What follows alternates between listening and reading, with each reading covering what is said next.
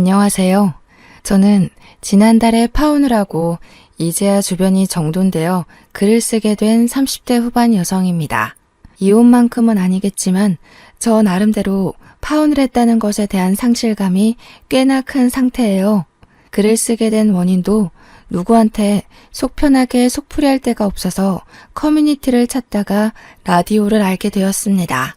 저는 이런 불행이 저한테만 일어났다고 생각했거든요. 그런데 수많은 사연들 중 몇 개 골라서 들어봤는데 저 못지않게 파혼으로 아픔을 겪은 분들이 많더라고요.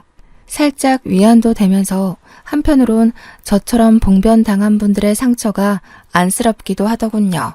고충이 있더라도 이런 곳에 사연을 쓰지 않는 사람들도 많을 텐데 그런 분들까지 다 합치면 도대체 부당을 겪는 사람들이 얼마나 많은 걸까요? 세상살이 좀 행복하고 즐겁고 싶은데 그 단순한 것이 이렇게나 어려운 것인 줄은 몰랐네요.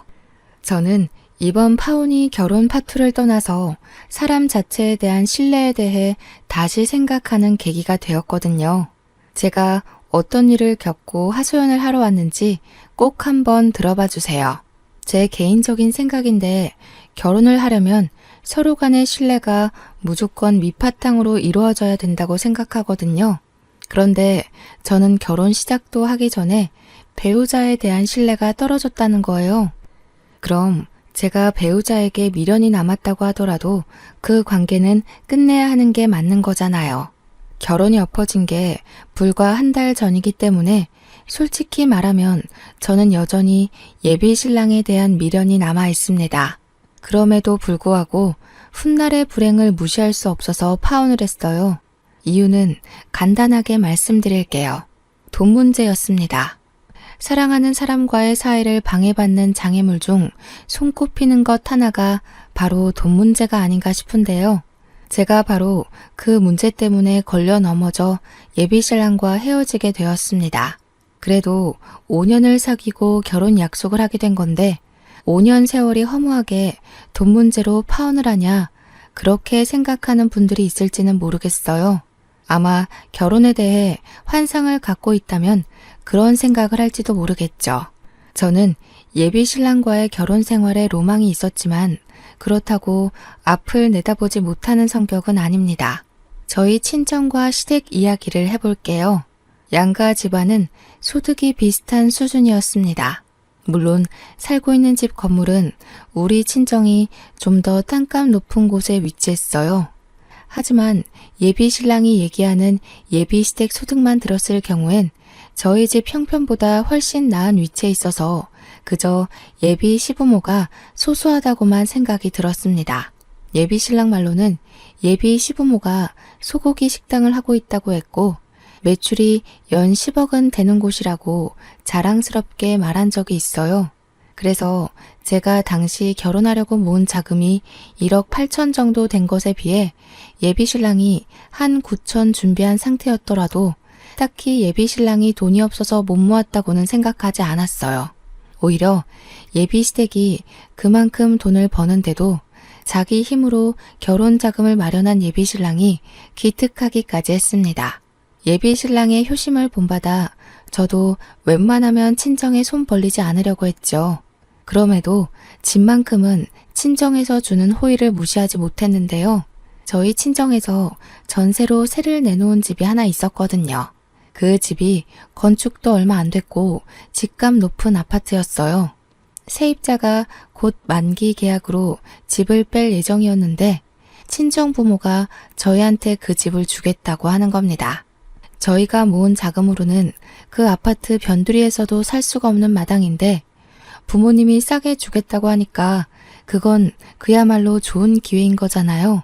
당분간만 제가 살고 있는 자취집에서 예비 신랑과 동거하다가 그 세입자가 나가면 그곳으로 이사 들어가면 되겠다고 생각을 했어요.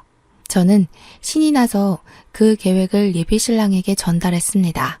부모님 명의로 되어 있는데 집 나오면 우리가 그 집 살면 될 것 같아. 거기 15억 아파트거든? 부모님이 우리더러 같이 합쳐서 5억만 내면 집 주겠다고 하셨어. 완전 잘 됐지.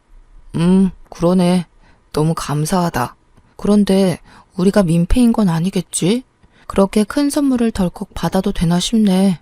우리니까 그런 싼 값에 그런 좋은 아파트 넘겨주시려는 거지. 자기야, 이건 완전 청약 당첨된 거나 마찬가지야. 우리 시작부터 너무 좋게 출발한다. 원래는 친정 부모님이 저희한테 아파트를 그냥 넘기겠다고 하셨어요. 하지만 부모님이 그 아파트를 저희한테 내주면 부모님 수중 수익이 줄거든요. 그걸 알고 있다 보니까 그냥 받는 건 마음이 좀 불편하더라고요. 아마 남편도 이 사실을 안다면 당연히 돈을 조금이라도 내고 들어가는 게 맞는다고 생각할 거라 믿었습니다.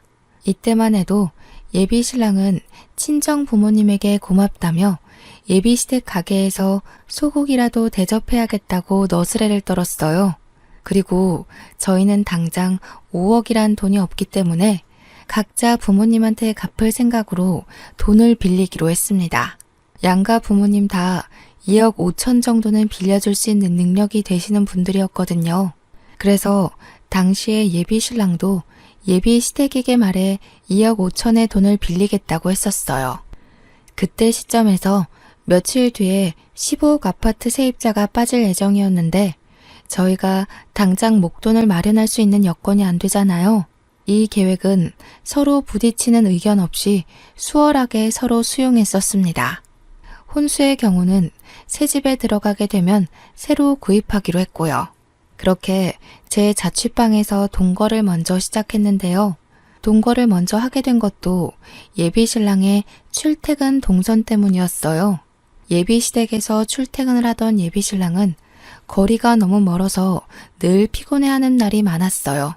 그 때문에 제가 먼저 어차피 우리 결혼할 사이니까 동거를 하면 어떻겠냐고 제안을 했던 겁니다. 처음에는 그 말을 꺼내자마자 후회를 했어요. 너무 해픈 여자처럼 보였을까 봐요. 제가 너무 섣불렀나 싶어 어색하게 눈치를 봤는데 다행히도 예비 신랑이 고마워해 주더라고요. 정말 결혼까지 계획이 착착 진행되는 것 같아서 저는 개인적으로 결혼 준비 과정이 너무 즐거웠습니다. 먼저 결혼한 친구들과 연락하면서 신혼살림에 대해 상담이나 정보도 받으며 결혼을 기대했어요. 그런데요, 한날 예비 신랑이 좀 이해할 수 없는 말을 하는 겁니다. 자기야, 혹시 돈 좀 있어? 내가 이번 달 대출이자 낼 돈이 부족해서 그러는데 여윳돈 있으면 조금만 도와주라. 이런 부탁할 때가 자기밖에 없네. 대출? 자기 대출 받았었어? 이전에 그런 말 없었잖아. 그리고 월급날 저번 주였는데 그새 돈 다 쓴 거야? 대체 뭘 하다가... 내가 우리 미래 자금 때문에 적금을 넣고 있었는데 대출 받았던 거 금액을 높게 고정했지 뭐야. 대출은 작년에 받았었어. 차 사는데 목돈이 없었거든.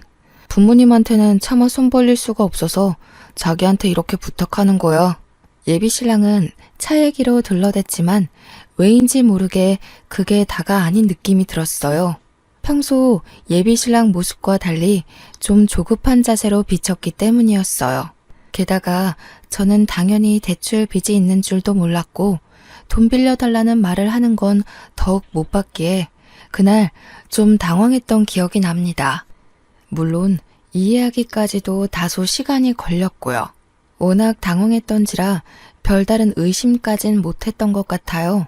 그래서 돈을 빌려줬죠. 오죽 급했으면 나한테 말했을까 싶기도 했고 예비 시댁까지 사정을 알리고 싶지 않아 하는 예비 신랑의 자존심도 지켜주고 싶었어요. 제가 흔쾌히 빌려주니까 예비 신랑은 이미 그것만으로도 미안해서 고개를 들지 못했습니다. 미안해. 돈 문제는 사이가 가까울수록 더 조심해야 되는 건데. 걱정 마. 적은 돈도 아니고 이건 내가 꼭 갚을게. 너무 고마워 자기야. 우리 사이에 뭘 그렇게까지 미안해. 어차피 자기 돈이나 내 돈이나 훗날 우리 미래를 위해서 같이 쓸 돈인걸. 도움 필요하면 부담 느끼지 말고 말해줘. 혼자 끙끙 앓는 것보다 난 이런 것까지 다 공유하고 싶어. 그때 저는 정말 진심으로 예비 신랑이 돈 때문에 기죽는 게 싫었습니다. 저도 참 순수한 마음이었죠.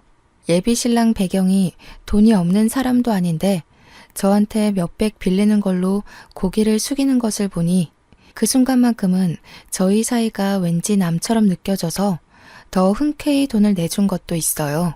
언제든지 도움 필요하면 말하라고 했던 것도 저희가 그만큼 가까운 사이라는 걸 예비 신랑이 알아줬으면 했었죠. 하지만 돈 빌리는 게 처음만 어렵지 두 번, 세 번 갈수록 요구가 쉬워진다는 걸 느꼈는데요. 예비 신랑이 제게 돈을 요구하는 날이 점차 늘어갔습니다. 그때마다 예비 신랑이 저를 찾아와 하는 변명은 가지각색이었어요. 부모님이 미성년자인 줄 모르고 술을 파는 바람에 2달 영업정지를 당해서 매출이 반토막 났다든지, 목돈으로 건물을 사는 바람에 당장 권리금 낼 돈이 부족하다든지, 엄마가 크게 사고가 났는데 여기저기 건물에 묶인 돈이 많다 보니까 수술비가 없다든지 등등이요. 예비 신랑은 자기를 좋아하는 제 마음을 너무 잘 알고 있어요. 그래서 제가 자신의 요구를 거절하기 난감한 이유들만 쑥쑥 골라 들먹이면서 제 돈을 빌려가는 날이 많아졌습니다. 저는 왠지 모르게 돈을 뺏기는 느낌을 받으면서도 예비 신랑에게 언제든지 도움 청하라고 뱉은 말이 있기 때문에 돈을 계속 빌려줬어요. 그리고 또 예비 신랑을 단연 믿기 때문에 돈 주는 것에 주춤거림이 없었죠. 그러다 보니 제 급여마저 예비 신랑에게 넘어가느라 빈털터리가 되었다는 걸 느꼈는데요. 하필 그날 예비 신랑이 또 돈을 빌려달라고 하더라고요. 자기야, 급한 건 알겠는데 이젠 우리 결혼 자금에 손대야 돼. 나도 빌려주고 싶지만 이번 달은 자기한테 월급까지 토막내서 빌려준 거야. 아, 그렇지. 우리 결혼 자금은 손대면 안 되지. 내가 자기 돈 빨리 갚아줘 줬어야 하는데 미안해. 이번엔 내가 알아서 해볼게. 예비 신랑을 돕고 싶었던 제 마음은 진심입니다. 호구처럼 보일 수 있어요. 저 스스로도 예비 신랑을 너무 좋아했기 때문에 호구가 맞았다고 흔쾌히 인정하고 있거든요. 그러나 저는 결혼 자금까진 건들고 싶지 않았습니다. 그래서 처음으로 예비 신랑의 요구를 거절을 했어요. 그리고 그 뒤로 예비 신랑은 약속했던 대로 제게 조금씩이라도 돈을 갚아나가기 시작했습니다. 며칠 뒤 저희는 드디어 15억 아파트에 있던 세입자가 나가서 이사를 할 수 있게 되었어요. 아직 저희가 식은 올리지 않았지만 이왕 아파트가 나온 거 이사를 들어가 살기로 얘기를 했었잖아요. 그래서 이전에 우리가 계획했던 대로 각자 양가 어른들에게 2억 5천을 빌려 친정 부모님한테 보증금 주자고 예비 신랑한테 말을 했죠. 그런데 어쩐 일인지 예비 신랑 표정이 그다지 이사를 반기지 않는 얼굴인 겁니다. 괜히 눈치가 보여서 답답했던 마음에 왜 그러냐고 먼저 물어봤어요. 그냥 우리 이 자취집에서 살면 안 될까? 여기도 우리 둘이 살기에 불편하지 않고 이미 이곳에 적응이 돼버려서 굳이 다른 곳에 안 가도 될 것 같은데. 가면 또 새 집 적응해야 되고 정신없으니까. 그날 예비 신랑의 의견은 좀 당황스러웠습니다. 당시 제가 신혼집에 대해 언급하던 중이었거든요. 그런데 신혼집으로 자취방이라뇨. 제 자취방은 저 혼자 살려고 구했던 집이기 때문에 겨우 10평인데다가 자가가 아니라서 신혼부부가 오래 살기엔 부적합한 곳이었어요. 저희 여건이 이렇게까지 어려운 게 아닌데 왜 10평짜리 남의 집에서 신혼살림을 해야 하나요? 15억 아파트를 5억에 살 수 있는 찬스가 왔잖아요. 그걸 왜 그냥 버리려고 하는 건지 이해가 안 되었어요. 당시 저는 예비 신랑의 뜬금없는 고백 때문에 뒤통수를 맞은 것처럼 머리가 얼얼했습니다. 예비 신랑의 의중을 몰라서 뭐라고 설득을 해야 될지도 몰라 머릿속이 새하했어요. 갑자기 왜 그러는 건데? 우리 지난번에 15억 아파트 가기로 약속했잖아. 여기서는 아이 낳아서 키울 수도 없고 남의 집이라서 물건을 함부로 할 수도 없어. 이렇게 좁은 데서 어떻게 몇 년을 더 살겠어. 도대체 왜 그러는 건데? 이유가 있을 거 아니야. 사실은 부모님한테 돈 빌려달라고 아직 말을 못했어. 솔직히 앞으로도 못할 것 같아. 계속 부모님한테 불효하는 기분이 드는 거 있지. 내가 결혼 자금도 혼자 마련했듯이 독립까지 다 알아서 해내고 싶은데 우리 부모님 요즘 경기 안 좋아서 매출이 예전 같지 않거든. 자기 말 무슨 뜻인지 알아듣겠어. 그래도 우리 신혼집이잖아.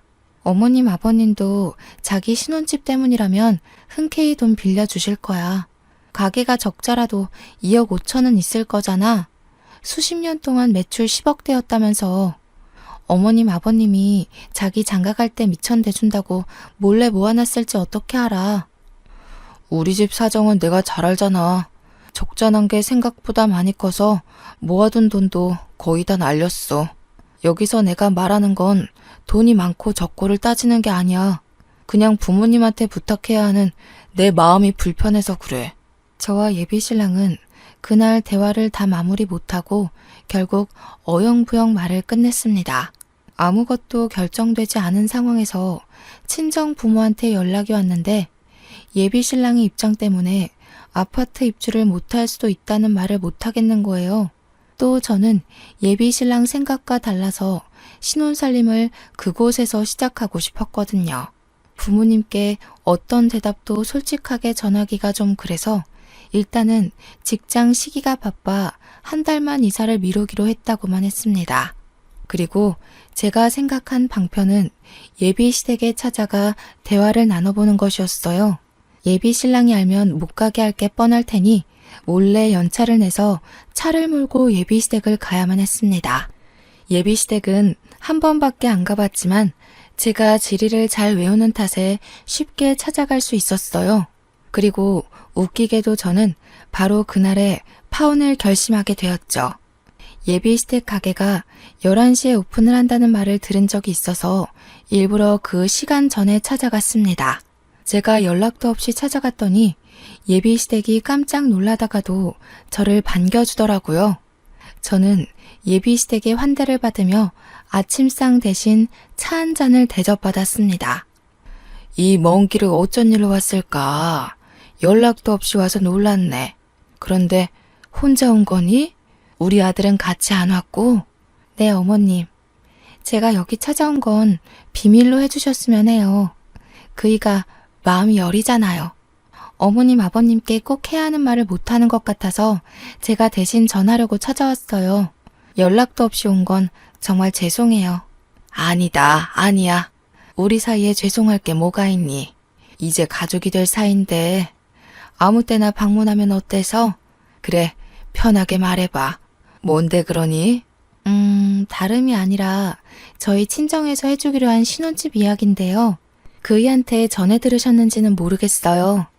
그 아파트가 15억인데 저희 부모님이 5억의 집을 내준다고 하셨거든요. 근데 저희가 모은 돈이 조금 모자라서 각자 부모님께 빌린 후 갚는 걸로 하겠다고 말을 다 맞춰놨는데 갑자기 그이가 안 하겠다고 해서요.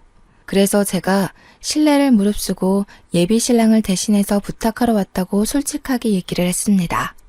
그런데 사람이 말을 하다 보면 대충 공기 흐름을 눈치챌 수는 있잖아요. 제가 최대한 알아듣기 쉽게 그리고 예의 있게 신경 써서 말을 했는데 내내 분위기가 이상하더라고요. 두 분이서 저를 앞에 두고 대놓고 쑥덕거리는데 제가 확실히 놓치는 부분이 있는 듯한 기분이었습니다. 저는요, 이렇게 말을 하면 당연히 예비 시부모가 아들을 위해 그 정도는 빌려줄 거라고 생각했습니다. 왜냐하면 예비 시부모 가게 매출이 연 10억이면 저희 집 소득보다 높은 편이었거든요. 예비 신랑 말로는 적자 난 지가 두세 달이라고 하는데 두세 달 만에 매년 10억대 매출이 동날 수가 있나요? 그래서 제가 첫 서사를 뱉으면 예비 시부모가 기다렸다는 듯이 알아채고 흔쾌히 부탁을 들어줄 거라 생각했어요. 그런데 제가 본 예비 시부모의 반응은 전혀 제 얘기를 이해 못하는 얼굴이었습니다. 제 얘기가 갑작스러우실 수 있어요. 그이가 부모님께 불효하는 것 같다고 그동안 숨겼으니 이런 제안이 당황스러운 게 당연하죠. 하지만 요즘 집값 비싼 거 아시잖아요. 15억 아파트를 5억에 매매할 수 있다는 건 정말 행운이에요. 저는 저희 부모님께 벌써 말씀드렸어요. 어머님, 아버님만 그이한테 조금 보탬이 돼주시면 안 될까요? 조금 많이 당황스럽긴 하구나. 그런데 아마 아파트 얘기를 미리 해줬다고 해도 그 제안은 우리한테 무리이지 않나 싶어. 우리가 그만한 형편까진 안 돼. 요즘 경기 안 좋아서 장사가 잘 안 된다고 듣긴 했어요. 그래도 어머님, 아버님 장사 수익이 연 10억이었다고 들어서 힘에 부치는 액수는 아닐 거라고 생각했거든요. 힘드시다면 할 수 없네요. 다른 방법을 알아보겠습니다. 저는 예비시댁과 의논을 하러 간 거지 강요를 하러 간 것이 아니기 때문에 길게 대화를 할 생각이 없었습니다. 그런데 예비 시부모가 제 말에 더 크게 놀라더니 손사래를 치더라고요. 처음엔 제가 알아서 해결해보겠다는 것을 저지하는 줄 알았습니다.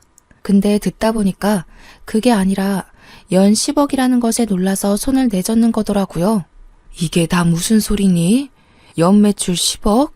장사는 또 뭐고 듣도 보도 못한 소리다. 우리 아들이 그러더니? 그럴 리가 없을 텐데. 우리는 그런 집안이 아니야.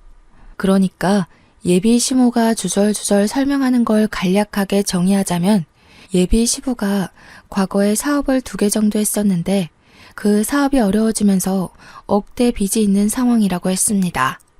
예비 시모가 이왕 이렇게 된 거 저랑 예비 신랑이 결혼할 사이니까 자기네 집 사정을 다 얘기해 주겠다면서 하는 말이 제가 예비 신랑한테 들었던 예비시댁 형편과는 전혀 딴판이었어요. 말했다시피 예비시댁에는 억대 자산이 아닌 억대 빚이 있는 상황이었고 소고기 가게를 운영한 적도 없으며 당시 벌고 있는 수익이 적어서 예비 신랑이 주는 생활비까지 보태어서 근근히 지내고 있다고 합니다. 살고 있는 집도 전세 대출받아 마련한 집이라고 했고요. 그래서 우리가 늘 아들 걱정 때문에 마음이 안 좋았어. 부모가 돼가지고 자식한테 남겨줄 게 빚밖에 없으니 하루도 발 뻗고 자지를 못했다. 그게 너무 미안했는데 너처럼 상냥하고 배경 좋은 며느리가 들어와 준다길래 얼마나 고맙게 생각했는지 몰라. 그러니까 말이야. 우리가 말년에 복이 있을 사주였나 봐. 며느리 하나 잘 들어와서 며느리 덕도 보고 팔자 피게 생겼으니 복권이나 다름이 없지. 아직 혼인신고도 안 했는데 우리 빚 갚는데 보탬이 되어주니 너무 고맙다 아가. 예비 시부모가 밝혀주는 형편에 넋을 놓고 할 말도 없었습니다. 그런 와중에도 이해 안 되는 말이 하나 더 있었는데 제가 빚 갚는 데에 보탬이 되어주었다는 예비 시부의 말씀이었어요. 저는 예비 시부모의 형편을 몰랐기 때문에 보탬이 된 적도 없고 뭘 도운 적도 없거든요. 그런데 그게 무슨 말인가 싶었는데 알고 보니 예비 신랑이 제게 빌려간 돈을 예비 시부모한테 다 갖다 바치고 있었지 뭡니까. 생활비며 대출이자며 제 돈이 안 닿는 곳이 없었더라고요. 정말 충격이었습니다. 예비 시부모는 그걸 제가 당연히 나서서 해줬다고 생각하고 있었으니 저한테 낯빛 하나 안 바뀌면서 얘기를 한 거겠죠. 저는 여차저차 예비 시부모한테 인사를 올리고 도망치듯 급하게 나섰습니다. 예비 신랑한테는 알리지 말아달라고 한 번 더 부탁을 하고서 말이죠. 당시 귀갓길 내내 제 머릿속은 어지러웠습니다. 어디서부터 잘못되었고 어디서부터 이 문제가 시작된 건지 도무지 모르겠더라고요. 수많은 물음표 중에서 저를 가장 혼란스럽게 했던 건 예비 신랑이 예비시댁 형편을 숨긴 것도 아니었고 예비시댁에 억대 빚이 있다는 것도 아니었어요. 예비 신랑이 저를 속이고 돈을 갈취했다는 사실이 제겐 가장 큰 충격이었습니다. 차라리 모든 걸 솔직하게 말하고 돈을 빌려달라고 했다면 배신감이 이보다 덜하지 않았을까요? 저는 예비 신랑을 사랑했기 때문에 믿었기 때문에 모든 걸 내어줄 준비가 되어 있던 사람이었어요. 그런데 예비 신랑은 어느 순간부터 저를 돈 나오는 구멍으로 봤다는 거잖아요. 그렇지 않고서야 얼굴에 철판 깔고 갖가지 이유를 지어내며 돈을 빌려가진 않았겠죠. 그러니까 예비 신랑한테 저는 그저 돈 잘 주는 호구였던 것 같습니다. 예비 시댁에서 제 자취집으로 당도하기까지는 1시간 30분 정도가 걸렸습니다. 그 짧은 시간이 소요되고 집에 도착을 했을 땐 예비 신랑을 향한 제 마음이 꽤나 식어버린 상태였어요. 저는 예비 신랑이 퇴근할 때까지 집에서 묵묵히 기다렸습니다. 처음엔 당혹했고 나중엔 부정을 했는데 집에서 사태를 정리하는 내내 남은 감정은 분노뿐이었습니다. 예비 신랑이 제게 했던 말, 그게 전부 거짓이었다는 것도 화가 났지만 그걸 떠나서 저를 무려 5년을 속인 거 아닙니까? 그것 자체만으로 저는 예비 신랑에게 신뢰를 다 잃었고요. 예비 시댁에 돈을 갖다 바친 걸로 모자라 개인적으로 꿀꺽한 돈도 있다고 하니까 속에서 천불까지 나더라고요. 저는 예비 신랑을 기다리는 동안 속에 받치는 분통이 갑갑해서 결국 베란다 창문까지 열어야 했습니다. 당시 날씨가 꽤 쌀쌀했거든요. 그런데도 제가 얼마나 열이 받았으면 그 찬기운마저도 살이 아린지 모르겠더군요. 그렇게 한참 동안 베란다 앞에서 머리를 식히며 지난 5년의 기간을 되내고 있었습니다. 그런데 예비 신랑이 퇴근 시간이 다 되었는데도 기가가 늦어지는 겁니다. 시간을 확인하려고 거실로 들어가려던 차에 베란다 밖에서 익숙한 목소리가 들려왔습니다. 건물도 가지고 있으면서 15억 아파트 줄 거면 그냥 공짜로 내줘야 되는 거 아니냐? 자식이 결혼한다는데 5억을 꼭 받으시겠단다. 심지어 여자친구는 자기 부모님한테 손 벌리기 싫다고 5억을 흔쾌히 해가겠다고 했대. 나 같으면 돈 좀 있는 부모님 덕 실컷 볼 텐데. 진짜 있는 애들이 더 유난이더라니까. 순간 제가 잘못 들은 줄 알았습니다. 하지만 제 귀가 5년 연인의 목소리를 모를 리 없었고 저의 육감이 그 목소리가 예비 신랑의 것이 맞는다고 가리키고 있었어요. 그 뒤로도 예비 신랑은 통화를 길게 이어갔는데요. 제가 알던 사람이라고는 볼 수 없는 어마어마한 사치꾼이더라고요. 예비 신랑 입에서는 말 나오는 족족, 재산 얘기, 돈 얘기 등등 제 친정 재력에 대한 욕심밖에 없었습니다. 예비 시부모한테 손 벌리기 싫어서 자취집에 신혼 차려도 좋다던 사람 어디 갔는지 모르겠더군요. 예비 신랑도 15억 아파트에 갈망을 갖고 있었는데 들어보니 그 욕심이 저보다 훨씬 강하더라고요. 5억 마련할 돈이 없으니 그저 그 집을 공짜로 받고 싶어서 여태 연기를 한 거였어요. 그렇게 효자인 척 소소한 것에 만족하는 척을 하면 끝내 제가 친정 부모님한테 말해서 자기 몫의 5억까지 빌려줄 거라 생각했나 봅니다. 그날만을 기다리고 있다는 뻔뻔한 소리까지 하는데 얼마나 기가 차던지. 예비 신랑이 쥐뿔도 없는 걸 알아버려서 그런지 통화 내용뿐만 아니라 5년 동안의 예비 신랑 이미지가 전부 거지 근성으로 보이기까지 했습니다. 저는 그 이후 더 이상 예비 신랑 통화를 엿듣지 않았어요. 그것만으로도 충분히 예비 신랑의 실체를 알았고 제가 앞으로 행동을 어떻게 취해야 하는지도 알 수 있었거든요. 예비 신랑이 바로 1층 화단 앞에 서 있었는데 저는 그걸 그냥 두지 못하고 냉장고에 있는 콜라를 가져와서 부어버렸습니다. 통화를 하다 말고 소리를 지르며 콜라 사례를 처맞던 예비 신랑이 뒤늦게 올려다봤을 때 저는 들고 있던 페트병을 던졌고 예비 신랑은 제 얼굴을 확인 못하고서 면상을 전통으로 맞았습니다. 얼마 뒤 예비 신랑이 쫄딱 젖은 채로 열을 내면서 집에 들어왔더라고요. 콜라 단내를 풀풀 풍기면서 잔뜩 짜증이 난 얼굴이었는데 저더러 이 원룸 건물에 미친놈 산다면서 자기가 당장 경찰을 불렀다고 했습니다. 경찰을 불렀다라. 제 입장에선 오히려 잘 됐다 싶었어요. 저는 그대로 주머니에 있는 폰으로 몰래 녹음 기능을 켰습니다. 자기 나한테 갚아야 될 돈 있지? 내 통장의 기록이 다 기재되어 있어서 얼마 빌려간 건지 모르겠으면 내역 뽑아줄 수도 있어. 근데 그거 정말 갚을 거야? 당연하지. 갚을 거라고 했잖아. 우리가 아무리 가까운 사이지만 어떤 관계는 돈 문제는 확실히 해야 돼. 신뢰의 가장 기본되는 부분 아니겠어? 그래, 돈 문제가 신뢰의 대표적인 예시이긴 하지. 갚는다는 약속해줘서 고맙네. 갚을 의사가 있다는 걸 표현만 했다면 차용증 없어도 법적으로 보호받을 수 있다더라. 이제 짐 싸서 나가줘. 제 말을 단번에 이해 못하던 예비신랑은 안 그래도 콜라 때문에 짜증이 나는데 제가 다짜고짜 나가라고 하니까 더 언짢은 얼굴을 만들어냈어요. 그러면서도 여느 때처럼 제 기분을 먼저 생각해주는 착한 남자친구 역할을 하려고 억지로 입꼬리를 올리더라고요. 애써 고운 목소리로 무슨 말 하는 거냐고 제 말을 부정하는데 예비신랑 처지가 딱 물에 빠진 생쥐꼴이라서 우습더군요. 어머님 아버님한테 우리 신혼집 보증금 좀 빌려달라고 부탁했었어. 그런데 2억 5천을 마련할 형편이 안 된다고 하더라. 왜 나한테 거짓말했어? 자기 집안이 소고기 식당 하는 억대 자산가라고? 장난해? 자산이 아니라 억대 빚이던데 대체 이게 어떻게 된 건지 설명 좀 해볼래? 우리 집 갔다 왔었어? 왜 말도 안 하고 멋대로 찾아가? 아무리 가까운 사이라지만 우리 아직 결혼하지도 않았잖아. 이렇게 말도 없이 찾아가는 건 습격 아니야? 무례한 행동이라고. 무례? 자기가 나한테 말도 안 하고 소개한 5년에 비하면 그건 아무것도 아니지 않아? 우리 친정이 아파트 공짜로 안 주는 게 그렇게 억울했니?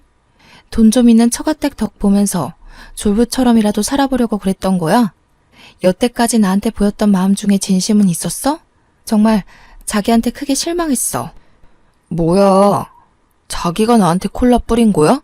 미쳤어? 스토커도 아니고 남의 통화를 왜 엿듣고 있었는데? 이 와중에 자기는 그저 콜라 처먹은 게 억울한가 보구나. 그럴 때가 아닐 텐데.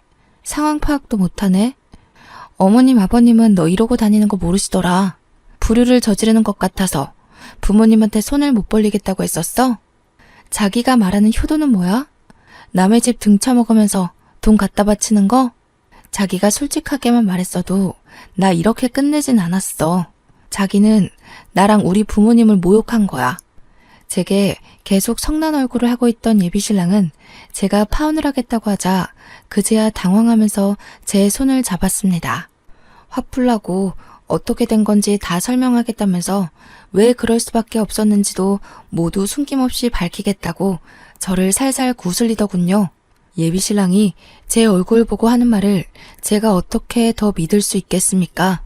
제 뒤통수에 대고서만 진짜 얼굴을 비추는 사람이잖아요. 콜라 범벅된 예비신랑의 손을 내친 저는 대답 없이 순수 현관문을 열어줬습니다. 그대로 예비신랑을 밖으로 내몰았어요. 제발 자기야. 남자가 빈털털이라고 하면 자기가 안 만나줄까봐 거짓말 좀 한 거야. 그게 그렇게 잘못이야? 남자의 순정은 앞뒤 상황 안 보고 그렇게 돌진할 수도 있는 거라고.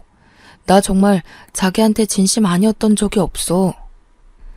어머님 아버님이 나더러 뭐라는지 알아?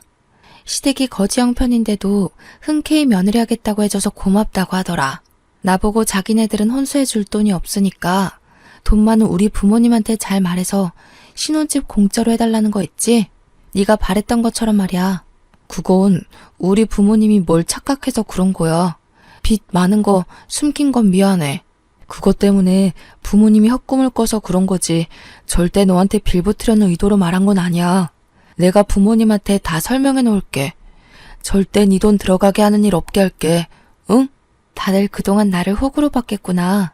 너나 시부모님이나 나한테 당연하게 요구하는 것 보면 정말로 우리 집을 통해서 그 수억대 빚을 해결해 볼 심산이었던 거야. 바보같이 남자의 눈이 먼 나도 잘못이겠지만 그 순수한 마음을 이용한 네가 진짜 개자식이야. 저는 예비신랑의 변명조차 그만 듣고 싶어서 급하게 문을 닫으려고 했습니다.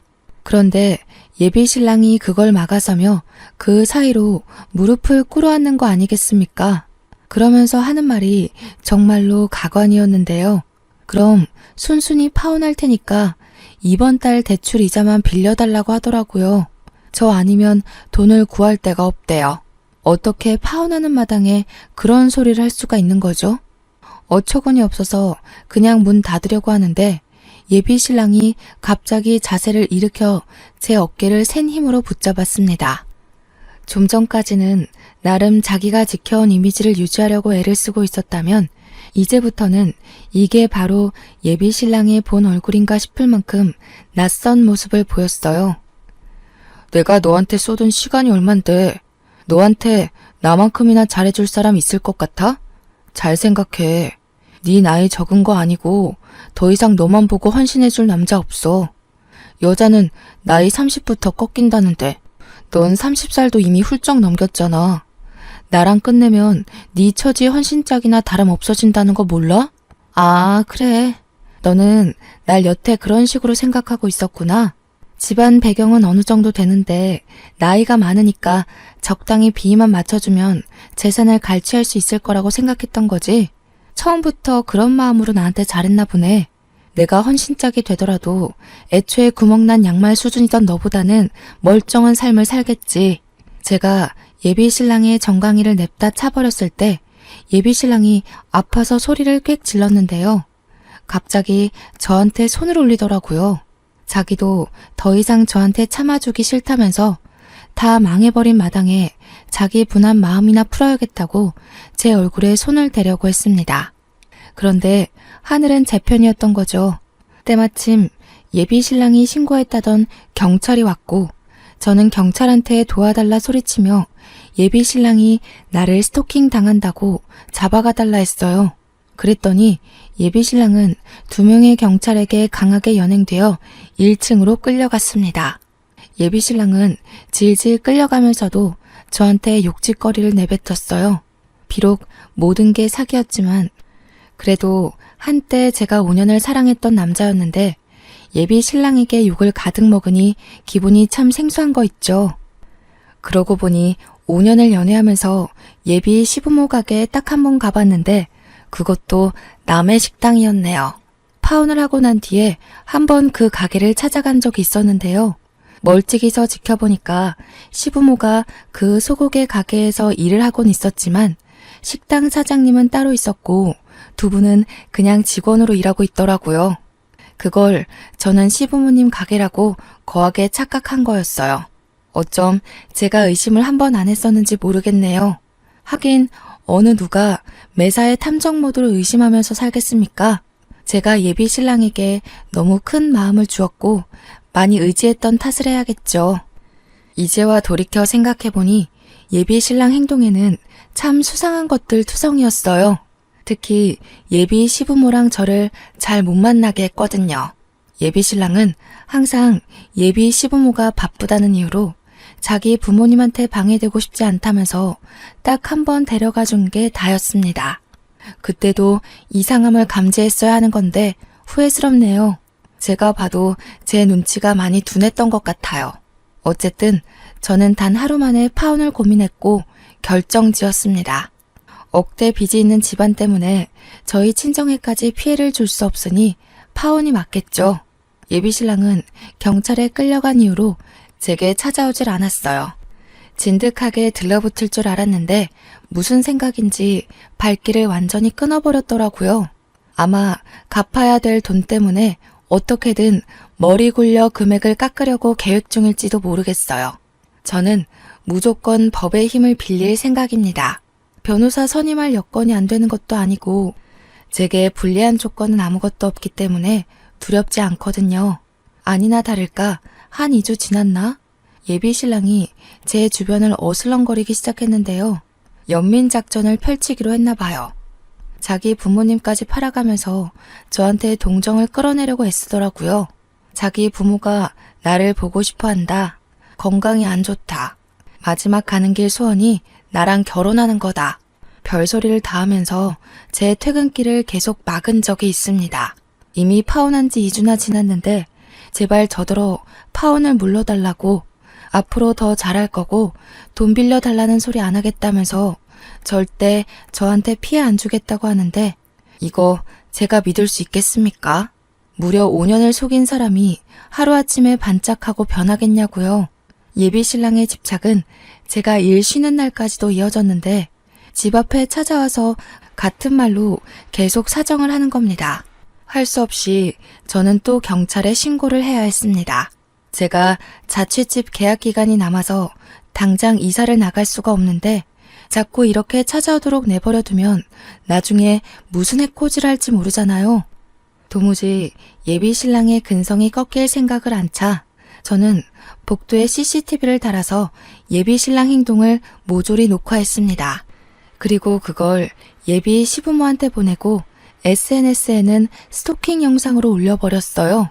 경찰에도 신고해서 증거 영상으로 제출했더니 접근 금지 명령이 떨어지더라고요.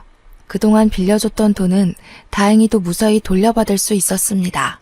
역시나 예비 신랑 음성 녹음이 법적 효력이 되어서 처리되는 데에 문제가 없었거든요. 모든 게 정리가 되었다고 생각했을 무렵 예비 시모한테 한 번 전화 온 적이 있었는데요. 예비 시모마저 저를 설득하려고 연락을 했더라고요. 나는 정말 너희 둘 사이에 그런 사정이 있었는지도 몰랐다. 우리 애가 나쁜 마음으로 그러진 않았을 거야.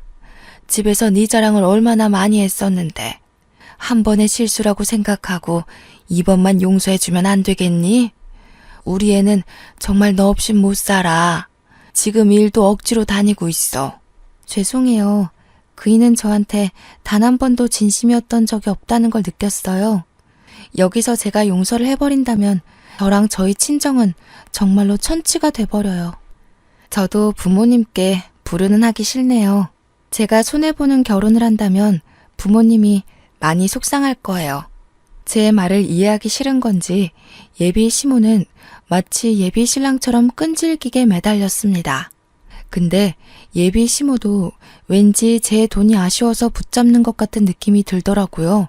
제 돈으로 빚을 조금씩 청산하고 있었는데 더 이상 제 도움이 없으니 다시 빠듯해서 잡는구나 싶었어요. 저는 결국 더 이상 예비 시모의 징징거림을 듣지 않고 죄송하다는 말만 한 뒤에 끊어버렸습니다. 제가 이 모든 것을 결혼하고 혼인신고한 뒤에 겪었다면 어쩔 뻔했습니까? 제 결혼이 엎어졌다는 것 자체는 무척 속상하지만 파혼으로 마무리 지을 수 있었던 걸 감사하게 생각하려 합니다. 그런데 한편으론 왜 하필 내게 이런 일이 일어났고 내가 파혼으로 안심을 해야 되는 경험을 했을까 세상이 원망스럽기도 했네요. 무사히 결혼할 수는 없었나 싶기도 하면서요. 결혼 준비는 참 힘들고 어려운데 결혼 엎어지는 건 물 쏟는 것처럼 참 쉬운 것 같습니다. 누군가는 천운으로 받고 누군가는 안타깝게 봐줬던 저의 파혼 과정은 이렇게 끝을 맺었습니다. 5년간 하루 이틀 아니고선 매일 붙어있던 사람이 없으니까 좀 허전하긴 한데요.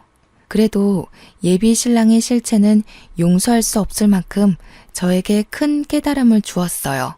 이 기억을 완전히 잊기엔 안타깝게도 제 나이가 좀 찼기 때문에 완벽히 지울 수는 없을 것 같아요. 곧 40을 바라보는 제가 아픈 기억을 세월로 덮어버릴 수 있는 어린아이의 나이는 아니니까요. 그래도 제가 그 사람을 평생 기억하면서 계속 성숙해지지 않을까 싶습니다. 이미 그 계기가 되기도 했네요. 제 이야기가 조금 시시하셨을지도 모르겠어요. 저보다 더한 고충 겪는 분들이 많기도 하던데 각자의 고충은 비교를 하는 게 아니라지만 그래도 제가 살짝 더 나은 사정에서 쉽게 해결이 되지 않았나 싶습니다. 그럼에도 누군가에게 배신을 당했다는 사실은 좋게 합리화하려고 해도 많이 아프네요. 제가 씩씩한 척 아무렇지 않게 사연을 작성하긴 한데 아직도 입맛이 없어서 밥을 잘 못 먹고 있어요. 갑자기 세상에 혼자 동떨어진 느낌이 드문드문 올라오더라고요. 그래도 이런 기회를 통해 마음속 이야기를 할 수 있어서 좋았네요. 이런 얘기 친구들한테도 사실 하기 조심스럽거든요. 분명 친구들이 저더러 바보라고 욕할 것 같아서요. 어쨌든 전 계속해서 극복해 나갈 예정입니다. 그래서 지난주에 요가 학원도 등록했어요. 마음 정돈하는데 좋을 것 같아서요. 다들 크든 작든 배신 안 당해본 경험 없을 거라 생각합니다. 내가 무너진다면 그것이야말로 완벽한 패배가 아니겠어요? 모두들 파이팅 하셨으면 좋겠어요. 감사합니다.